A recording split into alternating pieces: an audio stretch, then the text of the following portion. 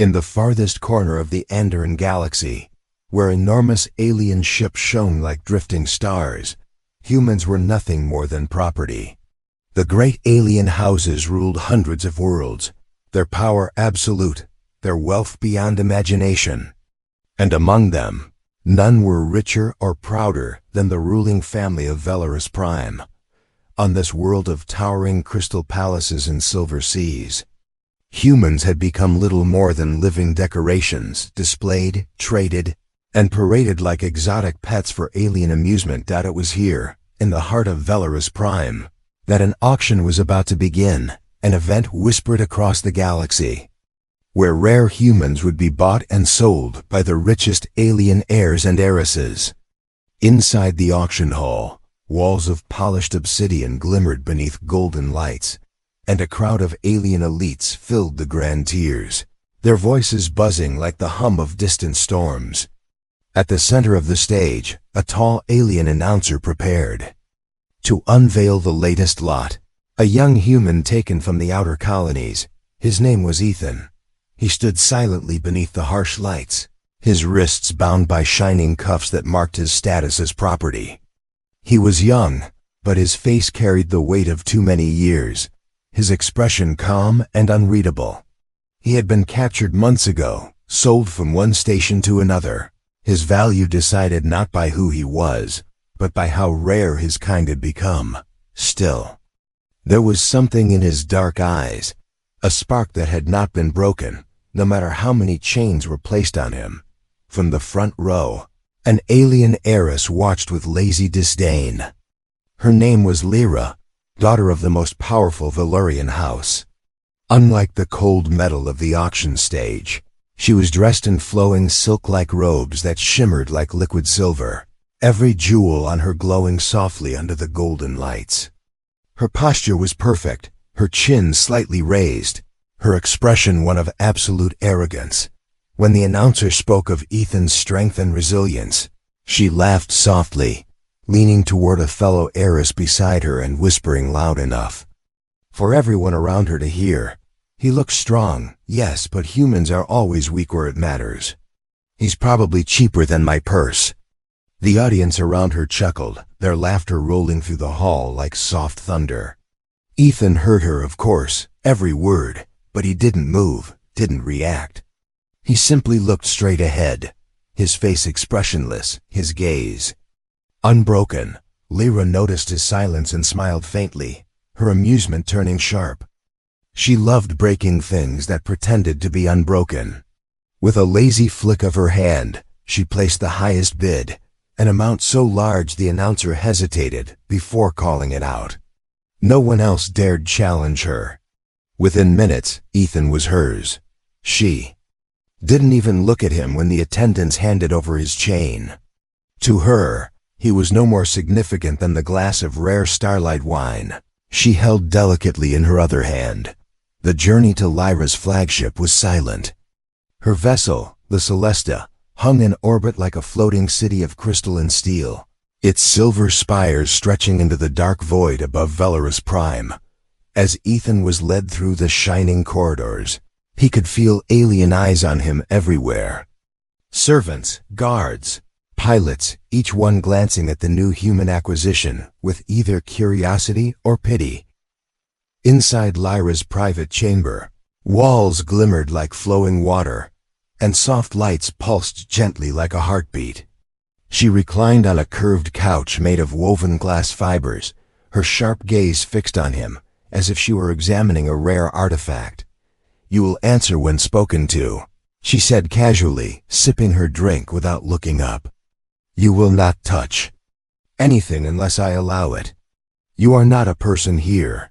You are a possession. Do you understand?"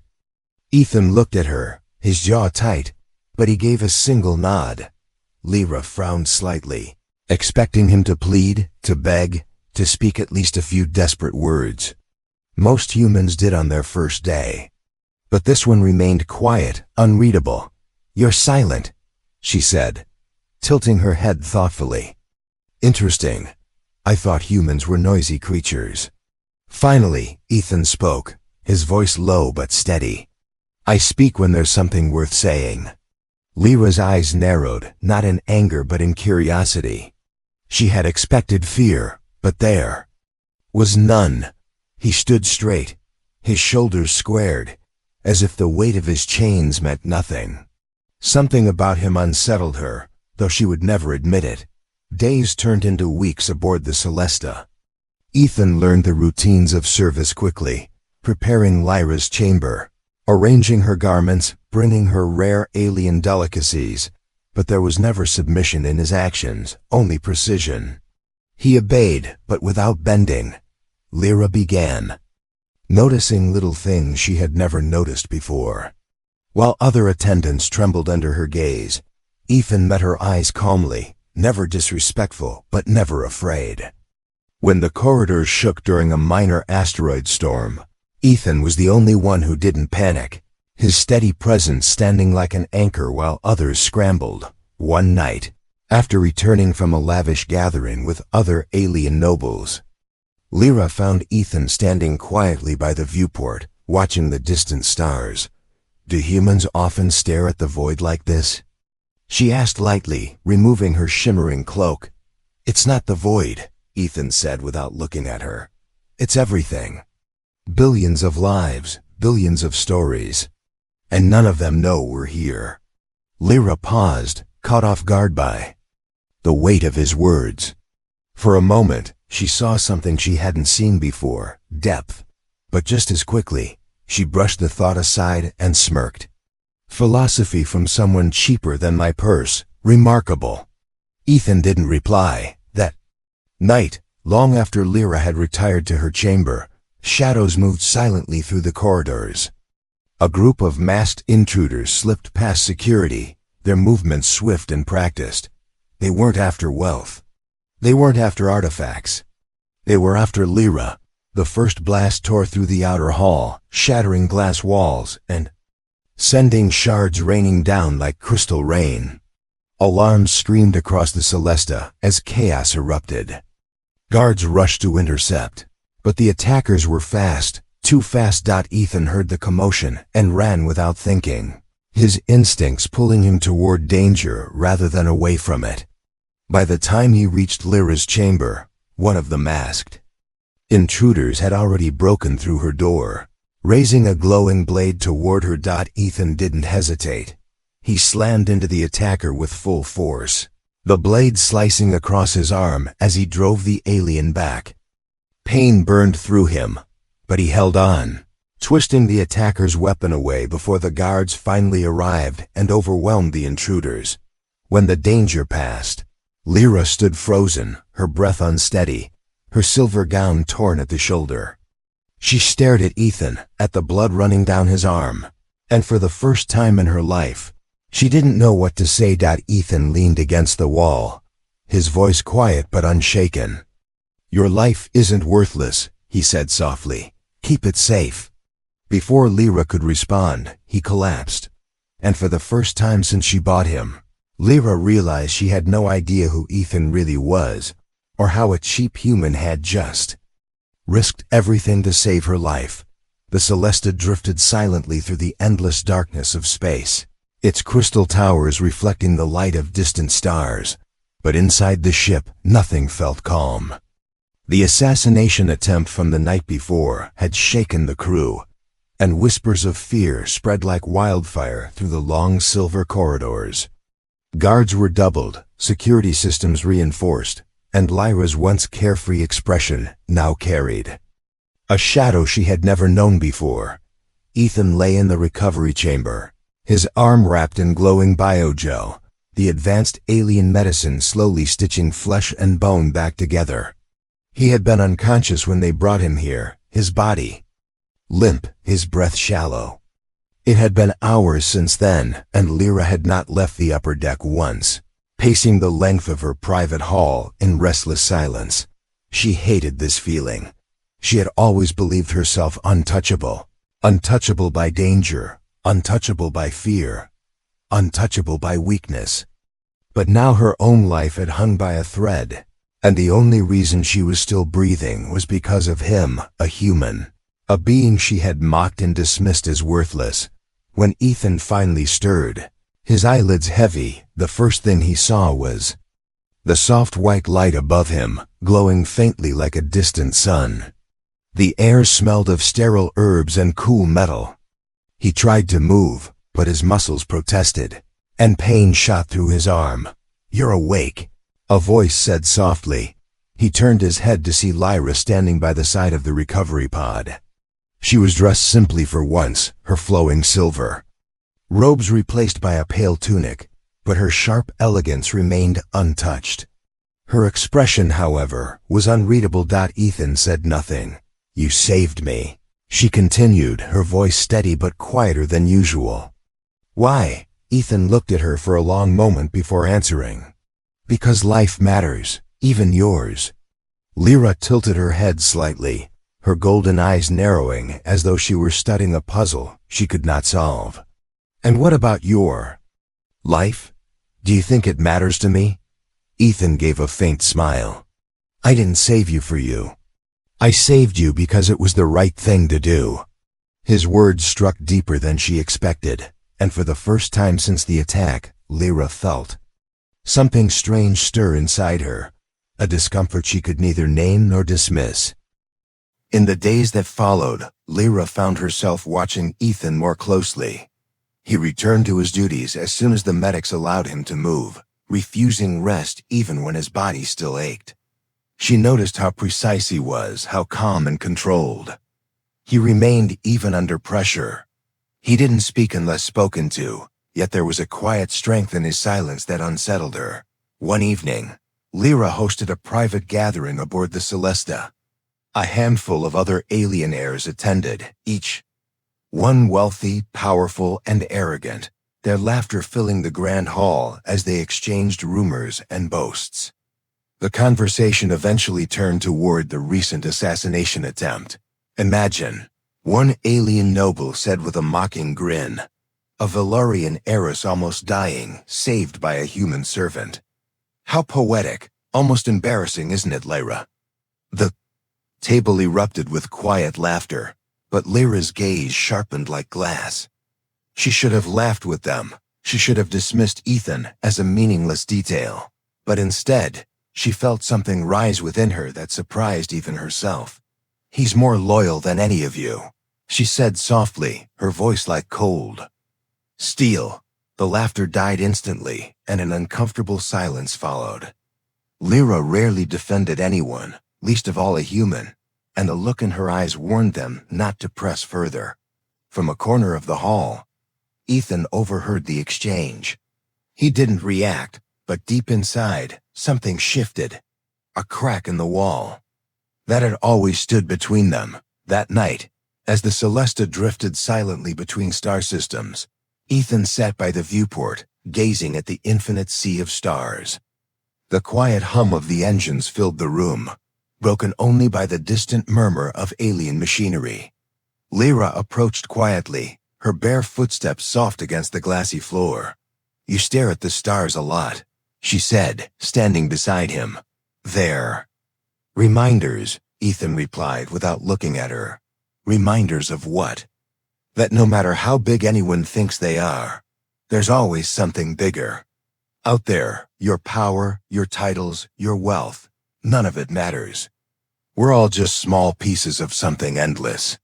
Lyra looked at him, her expression unreadable. For someone she had once called worthless, his words carried a weight she could not ignore.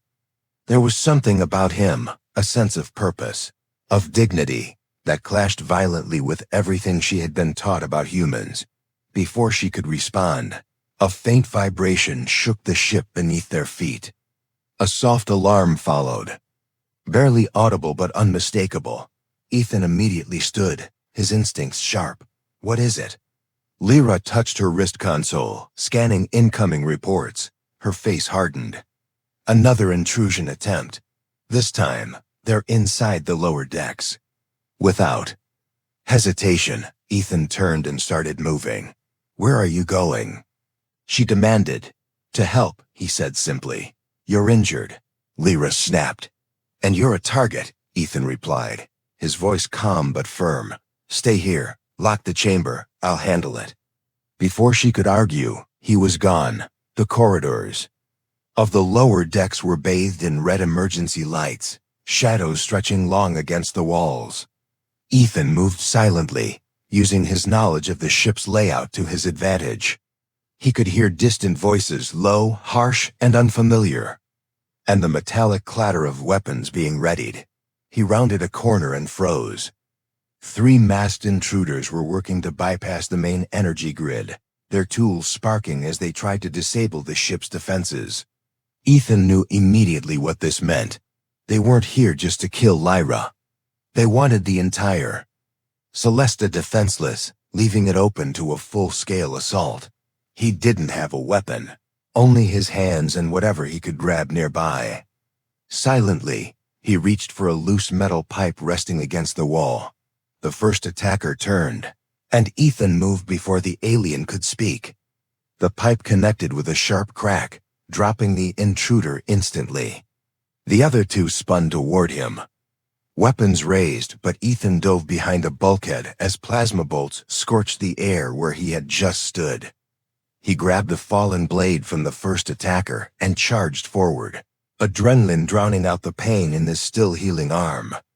The second alien went down with a sharp twist of the blade, but the third managed to fire, the blast grazing Ethan's side. He bit back a cry, refusing to slow down until the last intruder fell. Panting, he checked the console the attackers had been working on. The ship's defenses were still intact, but only just. One more breach, and they would have been completely exposed. When Ethan returned to the upper decks, blood soaked through his tunic, his breathing ragged. Lyra was waiting, her expression sharp with restrained fury. "You went down there alone," she said, her voice cold. "Are you trying to die?" "They were seconds away from shutting down the shields," Ethan replied simply. "If they had succeeded, none of us would be here." Lyra stared at him, her words caught somewhere between anger and disbelief. "Why do you keep doing this? You're not my guard, you're not my soldier, you're your possession." Ethan finished for her, his voice steady. "That's what you called me." Lyra opened her mouth to speak, but no sound came. For the first time in her life, she didn't have an answer. Later, alone in her chamber, Lyra replayed the events in her mind. Twice now, this human had risked his life to save hers without hesitation, without expectation, without fear. And for the first time, she began to wonder if perhaps she had been wrong all along, not just about him, but about everything she thought she knew about humans. She didn't realize it yet, but her life was already changing, pulled towards something far larger than wealth or power. And deep in the shadows of the galaxy, forces were moving, forces that had marked both Lyra and Ethan for destruction. Somewhere someone was watching them, and their next move would change everything. The Celesta drifted quietly through the endless black of space, its silver towers glowing faintly beneath the light of a distant star. But inside the ship, the air was heavy with tension. Since the second attack on the lower decks, everyone had grown restless. Guards patrolled every corridor, weapons ready, and the crew whispered about unseen enemies moving in the shadows. Lyra had never known fear before. As the heiress of Valorous Prime, she had grown up believing herself untouchable, surrounded by power and wealth that seemed infinite. Yet, twice now, her life had been threatened, and each time it was the same human, Ethan, who had saved her. That fact alone unsettled her more than she cared to admit. She found herself watching him constantly. Every time Ethan walked through the halls, quiet and focused, she felt her thoughts pull toward him like gravity. He still obeyed her orders without hesitation, but there was no servitude in his movements, no submission in his eyes. He stood straight, unbent, carrying himself as though he were more than what her world believed him to be. And deep down, Lyra was beginning to realize something dangerous. He was. Late one night, as the Celesta floated near the pale rings of a gas giant, Ethan wandered the dimly lit maintenance decks, inspecting power relays and security locks. Ever since the intruders had tried to disable the ship's defenses, he had been checking every system himself. That was when he heard them. Two alien crew members spoke in hushed tones just beyond a half-open door. Ethan slowed his steps, his instincts sharp. "Did you hear?" one whispered. "It wasn't just random assassins. Someone from the High Council ordered this." "Are you sure?" the other replied nervously. "Attacking the Heiress is dangerous. If her family finds out." "They already know," the first voice cut in. "That's the point. They want her gone. And the next strike won't fail." Enfin froze, his chest tightening. If what they said was true, Lyra wasn't just facing random attackers. She was being hunted by her own people. He returned to Lyra's private chamber without hesitation, his footsteps silent against the polished floor. When he entered, she was seated by the massive viewport, her elegant robes flowing around her like liquid silver, her gaze distant as she stared at the stars. "You should be resting," she said without looking at him. "You need to hear this." Ethan said firmly, his tone sharper than usual. That caught her attention. She turned, brows slightly raised. "Go on." "I overheard two crew members. The assassins, they weren't mercenaries. Someone on the High Council wants you dead." Lyra's expression didn't change, but he saw the faintest flicker in her golden eyes. "That's not possible," she said quietly. "No one would dare challenge my family." "They already have," Ethan countered. "Twice, and they failed. That means they'll try again, and next time, they won't stop."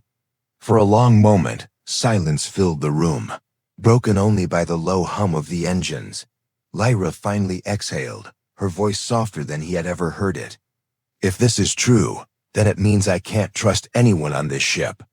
"You can trust me," Ethan said without hesitation, her gaze locked on his. And for the first time, she didn't see a servant standing before her. She saw something else entirely, someone unafraid of her power, unbroken by her arrogance, someone who had saved her life twice without question or demand.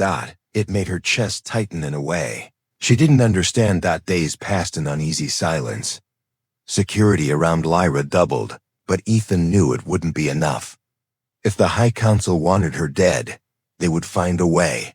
Then one evening, a coded transmission reached the Celesta. Ethan intercepted it, purely by chance while checking communication logs. It wasn't meant for Lyra.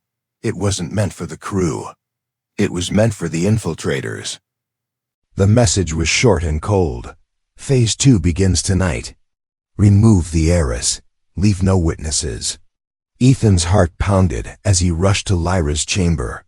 When he arrived, she was preparing for a diplomatic event on a nearby station, her shimmering robes draped over a curved chair, her attendants carefully arranging jeweled pins in her long hair. "We have to cancel the event," Ethan said urgently. Lyra turned to face him, irritated by the interruption. "You're overstepping, human." "They're coming tonight," he cut in sharply, his voice steady despite the panic burning beneath it. "Not mercenaries this time, trained assassins. And they won't leave anyone alive." Her attendants froze, exchanging nervous glances. Lyra dismissed them with a wave, waiting until the door closed behind them before she spoke. "Are you certain?" she asked quietly. "I intercepted the transmission myself," Ethan replied. "If you go to that station, you won't come back." Lyra hesitated, her sharp pride clashing with the creeping weight of his words. Finally she nodded. "Then we stay. But if they're inside this ship already, we can't wait for them to strike." Ethan met her gaze firmly. "Then we strike first." That night, the Celesta moved through silence like a predator stalking prey. Ethan led a small team of guards he trusted, sweeping every corridor, every access tunnel, every hidden bay. Lyra insisted on following, refusing to hide behind locked doors while others risked their lives for her. The ship's lights were dimmed to emergency levels, casting long shadows that danced across the polished glass floors. Every sound felt amplified, the soft hum of the engines, the hiss of doors opening, the quiet thrum of weapons being readied. Then they found them. 4 assassins, cloaked in shifting armor, crouched inside one of the auxiliary bays, their weapons glowing faintly blue. Ethan signaled for silence, his pulse steady despite the danger. He counted down silently with his fingers. 3, 2, 1. The ambush erupted. Like lightning, plasma bolts tore through the air, scorching walls and shattering control panels. Ethan dove behind a bulkhead, firing back with the alien rifle he had taken from the guards. 2 assassins went down immediately, but the other 2 moved like shadows, darting between cover with inhuman speed. Lyra stood behind him, her hands clenched tight, her golden eyes wide but steady. She didn't scream, didn't falter, but Ethan saw her trembling when one assassin leaped toward them. Blades flashing. Ethan blocked the strike, his weapon knocked away, and the 2 of them crashed hard against the wall. The alien hissed, trying to drive a blade into his chest, but Ethan twisted, forcing the assassin's arm back until he heard the sharp crack of bone. The last intruder fired wildly, the blast barely missing Lyra's shoulder. Ethan grabbed a fallen blade and hurled it across the room. The weapon sank deep into the attacker's chest, dropping them instantly. Silence followed, broken only by Ethan's ragged breathing. Lyra stepped forward slowly, her gaze locked on him. "You could have died," she whispered. "So could you." Ethan replied, his voice low but steady. Later, as the crew cleared the wreckage of the battle, Lyra and Ethan stood alone by the viewport, staring at the endless ocean of stars beyond. "They won't stop," Ethan said quietly. "Whoever wants you dead. They won't stop until they succeed." Lyra's jaw tightened, her voice cold with resolve. "Then we make them fail again, and again, and again." Ethan studied her expression and saw something new in her eyes, not just fear, but determination, the spark of someone no longer willing to be a pawn in someone else's game. But deep inside, he knew this was only the beginning. The attacks were becoming bolder. Someone powerful was moving against her. And if they failed next time, there would be no second chances. Ethan didn't say it aloud, but he had already made his choice. Whatever happened, he would stand between Lyra and the enemies hunting her, no matter the cost. Somewhere in the darkness between the stars, their unseen enemy was already preparing their next move. And when it came, it would test not only their survival but everything they thought they knew about loyalty, courage, and sacrifice. The Celesta drifted through the silent void, but peace had long since left the ship. Every corridor echoed with tension, every shadow seemed dangerous, and every sound made the guards reach for their weapons. 3 assassination attempts had failed, yet Ethan knew that failure only made enemies more desperate. The whispers he overheard spoke of something bigger, a plan designed to end, not just Lyra's life but her family's power entirely. Ethan hardly slept.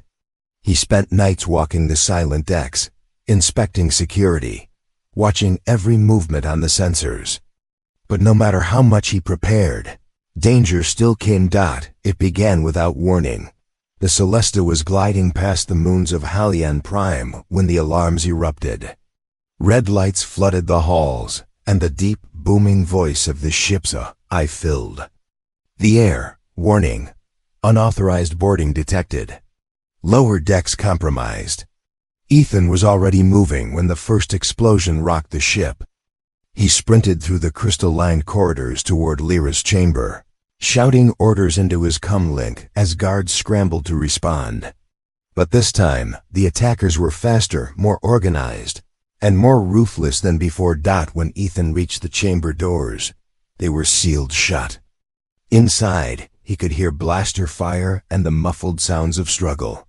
Without hesitation, he hacked the control panel and forced the doors open.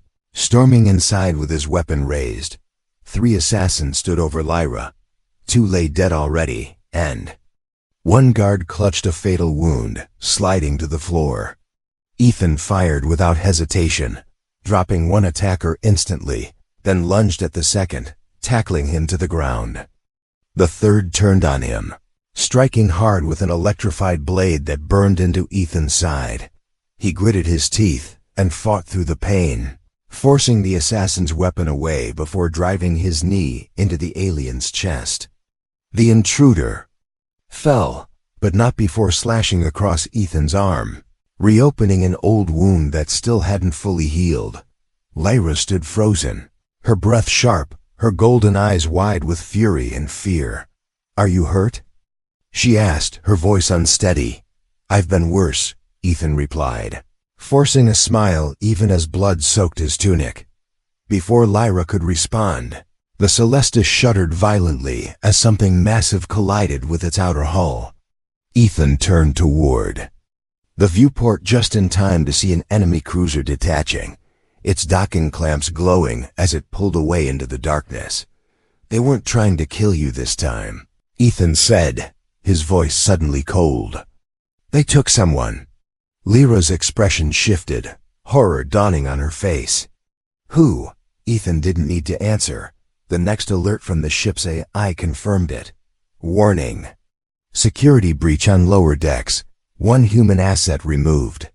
Tracking. Signal lost."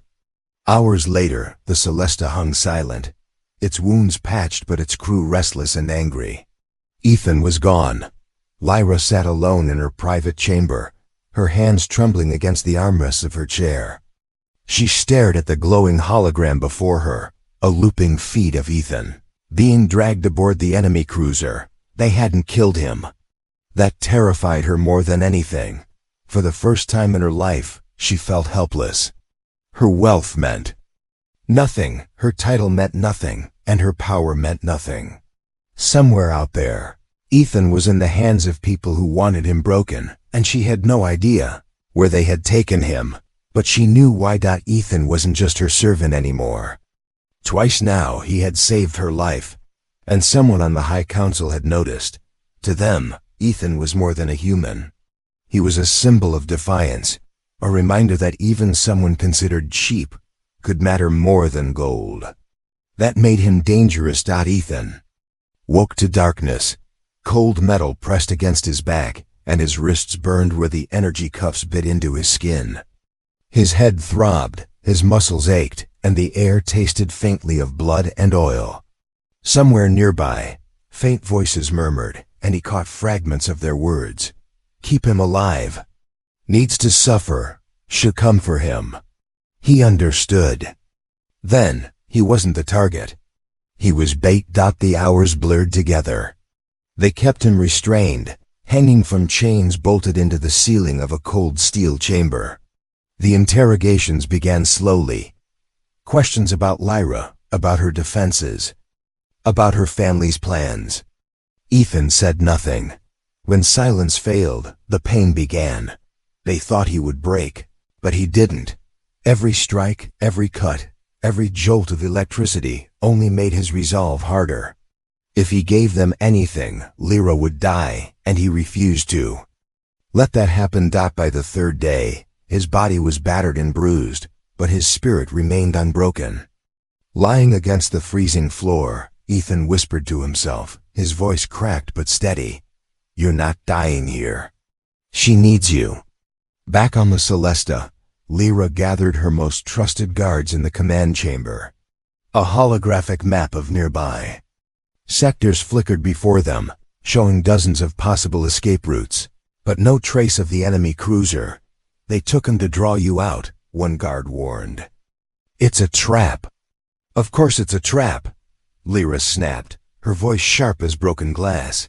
"And we're walking into it." The guard hesitated. "With respect, my lady, this isn't wise." "You'd risk your life for a human?" Lyra turned, her golden eyes burning like fire. "That human has risked his life for me 3 times. If you have a problem with this, leave now." No one moved. She clenched her jaw, her thoughts racing. Her whole life, She had been taught to believe humans were insignificant, that their value lay only in rarity, never in strength or worth. Ethan had shattered that belief, and she couldn't ignore what she had seen: his courage, his loyalty, his refusal to break even when treated like nothing. She would not leave him behind. The rescue mission began at the edge of a dying star system, where the enemy cruiser had last been seen. Lyra piloted one of the stealth shuttles herself, her hands steady on the controls despite the storm inside her chest. When they reached the massive enemy ship, Ethan's tracking beacon, hidden beneath the skin of his forearm, came back online for the first time since his capture. The signal pulsed faintly but steadily, leading them straight to him. Inside the cruiser, shadows stretched across endless steel corridors. Lyra moved silently at the front of the team, her blaster raised, her breathing calm despite the pounding of her heart. Every step brought her closer to Ethan and deeper into danger. When they reached the chamber where he was held, Lyra froze. Through the narrow window, she saw him. Chains bound his wrists above his head, his body bruised and bloodied, his breath shallow but steady. For a moment, her vision blurred. Rage burned hot and sharp in her chest, unlike anything she had ever felt before. "We're getting him out," she whispered. The fight that followed was chaos. Alarms screamed, doors slammed shut, and enemy soldiers poured into the halls. Plasma bolts lit the darkness, tearing through steel and glass. While Lyra's guards fought fiercely to hold the line, Ethan's eyes opened as Lyra burst into the chamber, her figure haloed by flickering emergency lights. For a moment, he thought he was hallucinating. "You came," he whispered, his voice hoarse. "I told you to stay alive," she said softly, blasting the chains free. "And you listened." Ethan staggered forward, his strength barely holding. But he grabbed her arm to steady himself. "Go," he rasped. "Don't stay here." "We're leaving together," she said, her voice unshakable as they escaped through the narrow docking bay. Explosions ripped through the enemy cruiser, tearing apart its hull. The Celesta's shuttle fired engines at full thrust, pulling away from the destruction, just as the enemy ship broke apart in a cascade of fire and debris. Ethan slumped against the shuttle wall, his head resting back as exhaustion finally claimed him. Lyra sat beside him, silent, her golden eyes fixed on his battered form. For the first time, she didn't see him as a possession, a servant, or even a symbol. She saw him as something far more dangerous to her world than any assassin or warship. She saw him as equal, and she knew the High Council would never forgive either of them for it. The Celesta sailed silently across the black ocean of space, but there was no peace aboard the ship. Ethan lay in the medical chamber, his body covered in healing patches, while Lyra stood nearby, her golden eyes fixed on the holographic star charts spinning above the table. Around them, her elite guards whispered nervously, their voices low, as they debated their next move, because they all knew one thing: the High Council would not forgive what had happened. Lyra had violated 3 laws by rescuing Ethan. She had crossed into restricted sectors, destroyed a cruiser belonging to a powerful rival house, and worst of all, she had publicly defied an order that humans were expendable. By saving Ethan, she had started something dangerous, something much larger than herself. Word had already spread. Across the galaxy, whispers traveled through every station and colony. Some called Ethan a hero, a human who had stood unbroken against alien power. Others called him a threat, a symbol of rebellion against an ancient hierarchy. And the High Council? They called him property. 3 days later, the summons came. A shimmering hologram filled Lyra's chamber, displaying the pale, sharp faces of the 12 alien rulers. Their expressions were cold and emotionless, but their voices burned with restrained anger. "You were ordered to stand down, Lady Lyra," the central figure said, his voice deep and heavy with authority. "Instead, you destroyed a cruiser belonging to House Saltherian. you endangered alliances. And you risked the balance we have maintained for centuries. Lyra stood tall, her hands clasped behind her back, her chin raised. I did what was necessary to protect my guardian. One of the council members leaned forward, his silver eyes narrowing.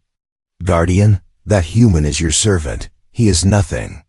Ethan, standing silently behind her despite his injuries, clenched his fist but said nothing. Lyra's voice was calm, but beneath it burned fury. He is not nothing. Without him, I would be dead 3 times over. Without him, your enemies would already control half this sector. Without him, you would be weaker than you are now. Her words caused a ripple of discomfort through the chamber. But the central figure only leaned back, his expression unreadable.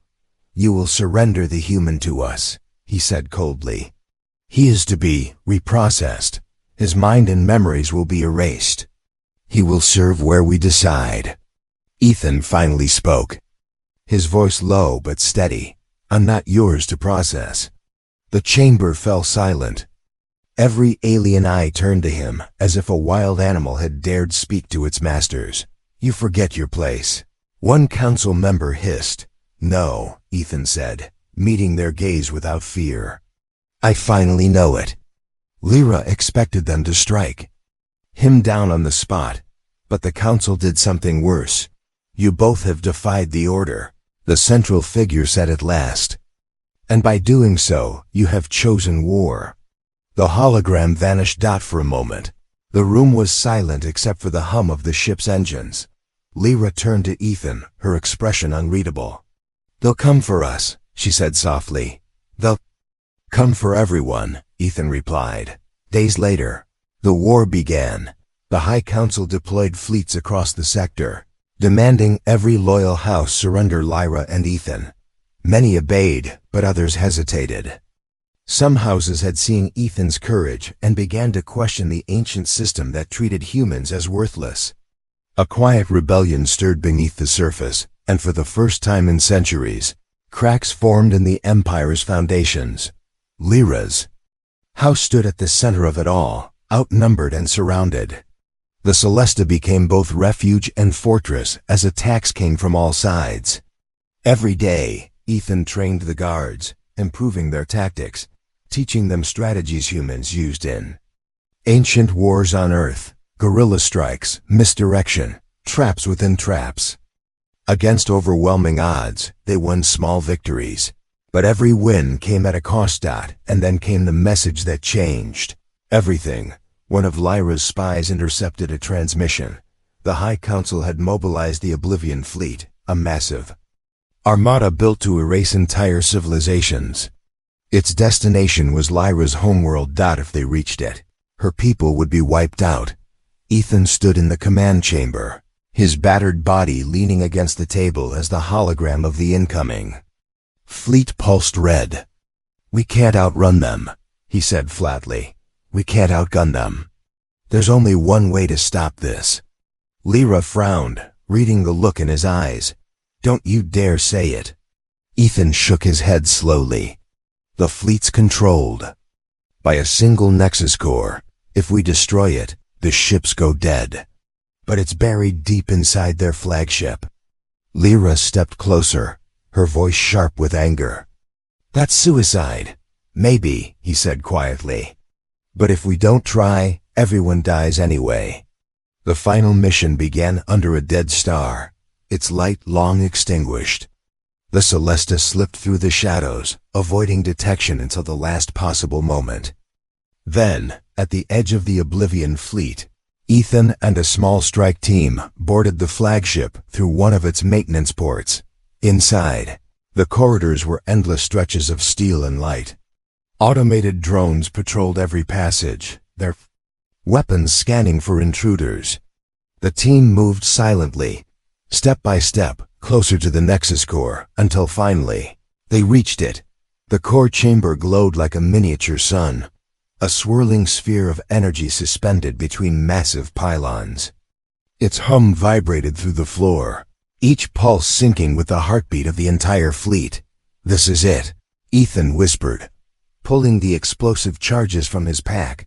But before he could plant them, the alarms screamed. The High Council's elite guards flooded the chamber, their armor glinting under the blinding light. Plasma fire erupted, and chaos consumed the room. Ethan fought like a man possessed, his movements precise and unyielding, each strike driven by purpose. But there were too many of them, and one by one, his team fell. Lyra's voice came through, his comlink sharp and desperate.